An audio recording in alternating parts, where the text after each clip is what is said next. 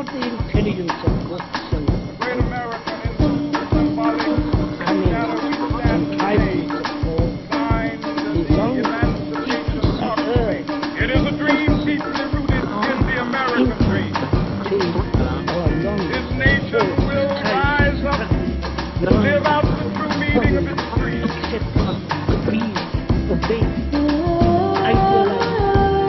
What we're seeing in the U.S. right now is an epidemic of stress-related illness.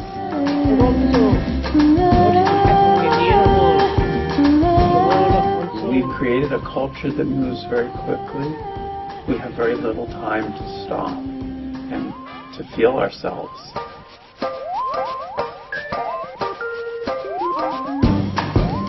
You know, we have communities and community schools where people are coming from broken homes and environments where they're experiencing stress and poverty at home, and then bring that with them to school.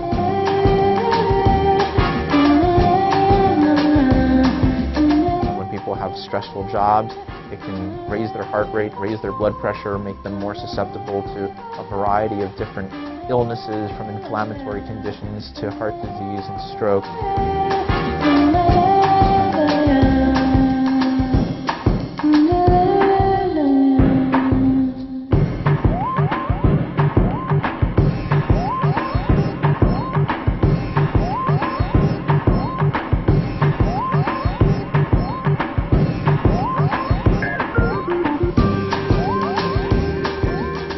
I think so many of the problems we're facing as a society are related to psychosocial stressors. People are so afraid to talk about mental health and so afraid to talk about whatever they're going through, whatever they've gone through.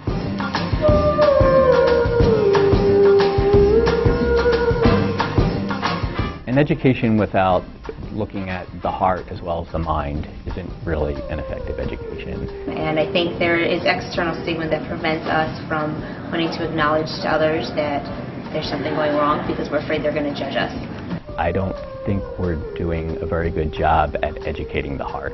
So if you look at your children and you look at stress and you look at anger and you look at violence and you look at poor performance, then the only place you can look is right back at yourself as the society that's rearing them.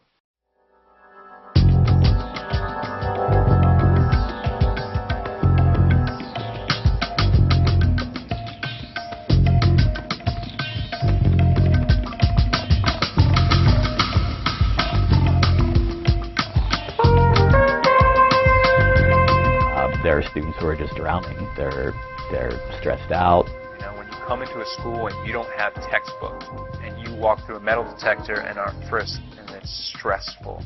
There's a lot of pressure, both from society, their parents, themselves. Students disrespect the teachers, teachers disrespect the students, parents don't trust teachers. Your peers are going to prison. They feel like they're on a treadmill, and the treadmill is all the way up to 10. They can't go any further. And there's a culture of violence is cool. I curse at my friends because that's cool, you know, I insult them. Just to be cool, I have to be slightly violent, and violence has been made popular like that.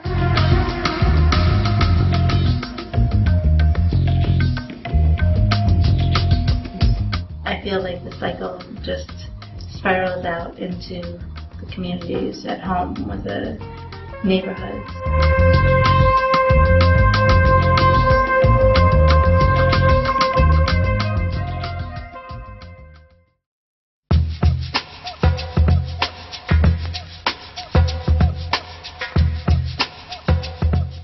I feel that education is the foundation for all change.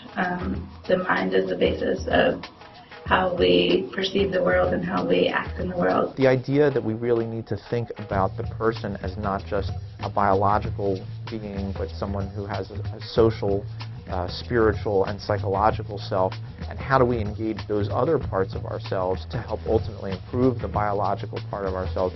And so to find a way to balance in these big inner city schools the need to educate with the need to support individuals. What is character development? We're not teaching students let alone college kids, what good character development is.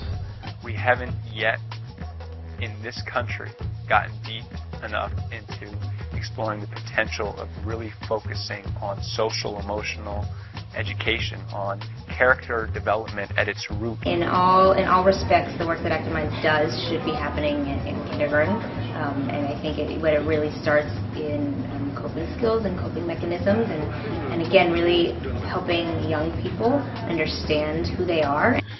So when students are given more power over their own curriculum and their own choices, feel like they have more pathways, and they find that they're able to do whatever they want, they're able to reach their dreams.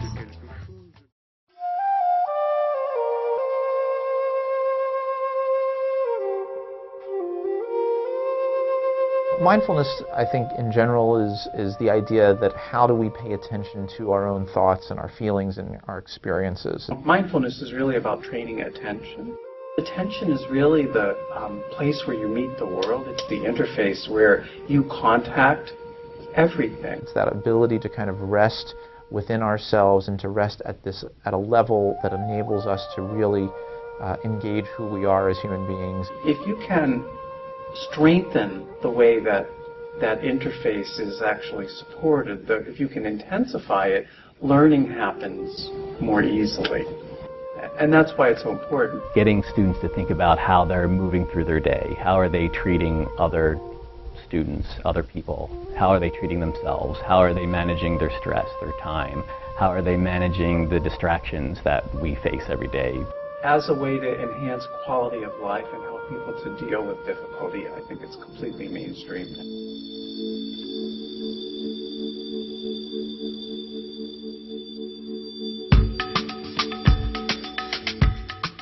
There's been a lot of clinical studies now, particularly on MBSR, mindfulness-based stress reduction.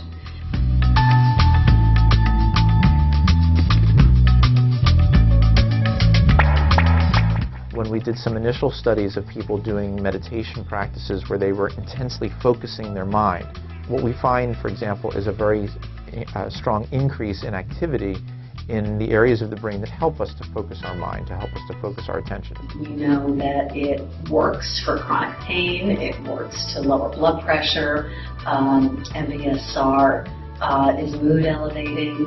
Clearly, when you talk about that, when you're referring to things like a sense of calmness, a sense of blissfulness, there are parts of our brain and parts of our body that are involved in that kind of an experience.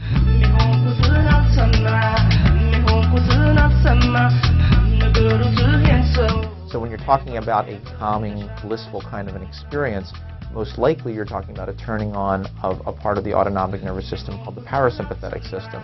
That's generally involved in helping to relax our heart, relax our blood pressure, relax our whole body. It helps to rejuvenate the body itself and ultimately contribute to a very strong sense of calmness in the body. People feel sympathy for themselves and for one another. People notice beauty more.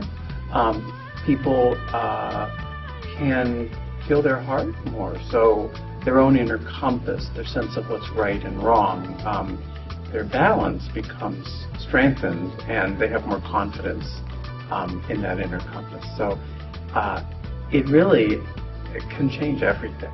Most studies have shown that people who are more optimistic and more calm and stress-free in the ways in which they look at the world, often the better off that they do. Honestly, I really see mindfulness as something that has multiple applications and just produces what I would call a cascade of positive benefits.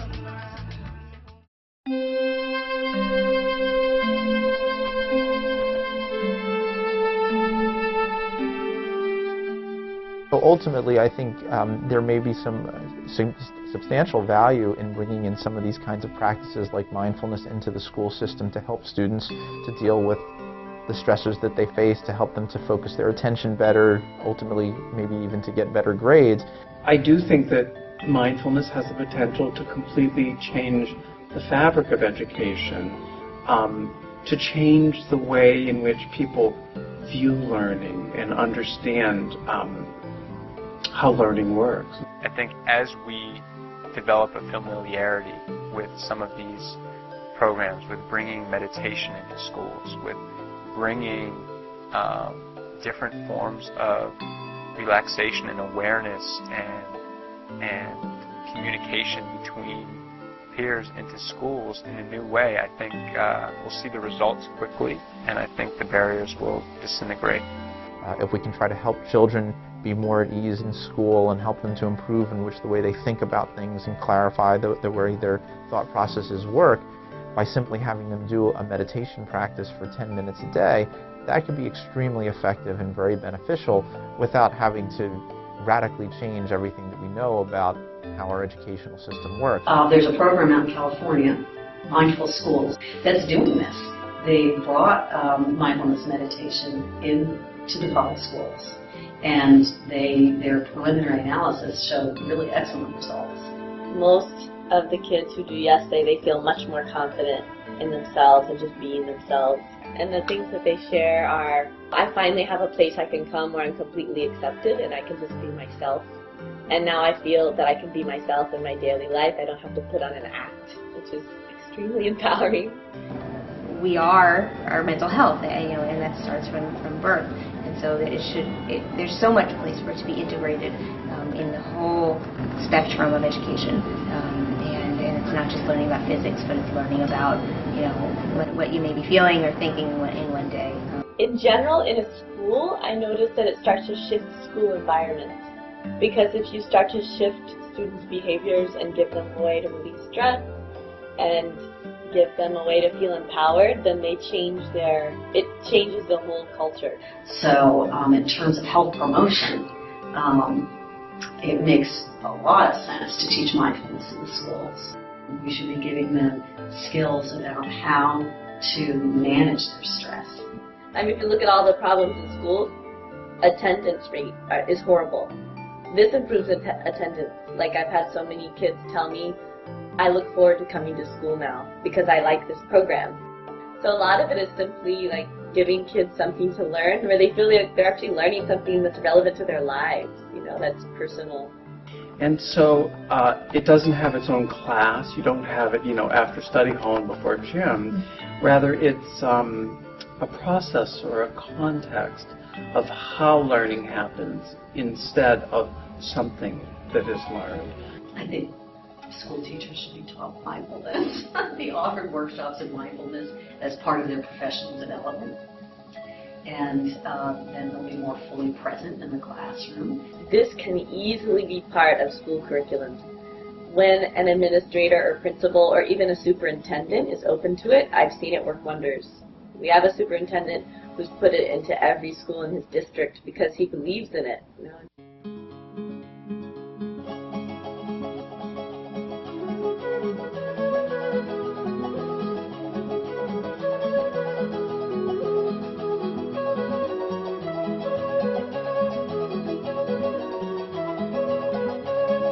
Part of what we will need to do, I think, and part of the way in which we can kind of market it and explain how valuable it is by doing the research. Is it effective in a school setting? How is it effective? When is it best to do? Is it best to do it in school, out of school? I think as we learn more about the real potential, we will see the results in manifest form, and we will see schools where students are excelling well beyond other schools, and we'll see students going to college and performing well, and we will see violence reduced, dropouts reduced, and we will see suicide and psychological issues reduced. We'll see drug use reduced, and then there won't be any barriers.